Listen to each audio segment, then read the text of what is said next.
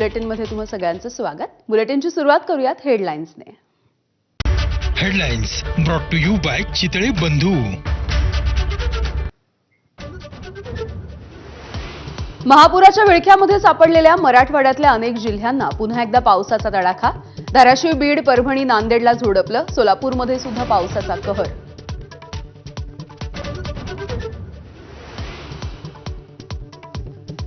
संभाजीनगर जिल्ह्यामध्ये तुफान पावसाचं थैमान। अनेक भागांमध्ये घरात आणि सोसायट्यांमध्ये शिरलं पावसाचं पाणी।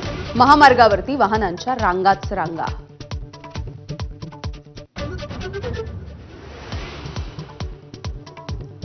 अहिल्यानगर जिल्ह्यामध्ये सुद्धा तुफान पावसाची हजेरी। दसऱ्याच्या तोंडावर झेंडू फुलांचं पीक पाण्यात, शेतकरी हवालदिल।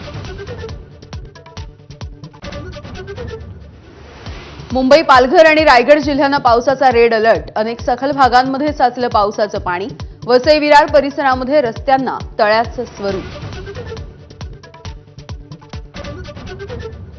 मुंबईमध्ये आज शिंदेंच्या शिवसेनेच्या महत्वाच्या नेत्यांची बैठक। दसरा मेळाव्याच्या पार्श्वभूमीवर बैठकीला महत्व। यंदाच्या मेळाव्याची जबाबदारी मुंबईतल्या नेत्यांवर। भाजप खासदार मेधा कुलकर्णींनी पुण्यामधील गरब्याचा कार्यक्रम बंद पाडला। आवाजाची मर्यादा ओलांडल्याचा ठपका। यापुढे आवाजाचे नियम न पाळल्यास कार्यक्रम होऊ न देण्याचाही इशारा।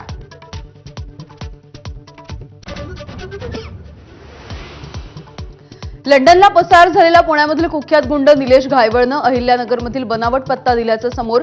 पोलिसांच्या कार्यपद्धतीवरती सवाल। कुणाचा वरदहस्त लाभला का अशीही शंका।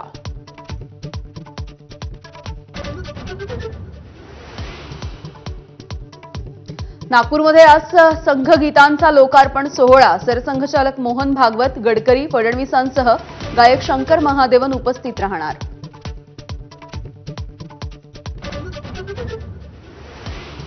तमिळनाडूमध्ये विजय थलापतीच्या रॅलीमध्ये चेंगराचेंगरी। 39 जणांचा मृत्यू तर 70 जण जखमी। केंद्रीय गृहमंत्रालयाने राज्य सरकारकडे अहवाल मागितला। चेंगराचेंगरीमधील मृतांचं पार्थिव कुटुंबियांना सुपूर्द। मुख्यमंत्री स्टॅलिन यांच्याकडून कुटुंबियांना प्रत्येकी 10 लाखांची मदत जाहीर। तर घटनास्थळी मृतांचे कपडे आणि चपलांचा खच। संयुक्त राष्ट्रसंघाच्या भाषणामध्ये परराष्ट्र मंत्री एस जयशंकर यांचा पाकिस्तानवर निशाणा। आमचा शेजारील देश दहशतवादाचं केंद्रस्थान तर जगभरातील मोठ्या दहशतवादी हल्ल्यांचं उगमस्थान याच देशामध्ये असल्याचं वक्तव्य।